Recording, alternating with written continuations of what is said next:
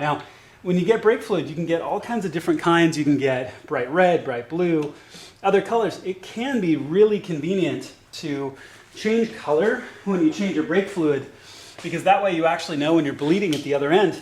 You can actually see when you hit your clean brake fluid much more cleanly. In this case, my brake fluid is in the C46 is a really dark brown, and the new brake fluid is bright, bright gold. So I'm not too worried about being able to tell when I hit new fluid at the other end.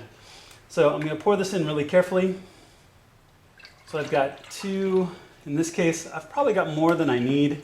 I've got two containers. These are 500 milliliter containers. And then when we take the top, we screw the top into your power bleeder. So the top screws in like this. Just like that. Now you've got a really handy gauge right here on the front. Usually you go about 15 pounds. So pump up your tank to 15 pounds. Now you're going to see the tube is not going to always look like it's completely full, because you're going to see air come back out of your reservoir. You're going to see all, so if you do see a little bit of air gap in your feeder hose here, that's okay. It's not a problem. So we're going to run my tank up here. There you go.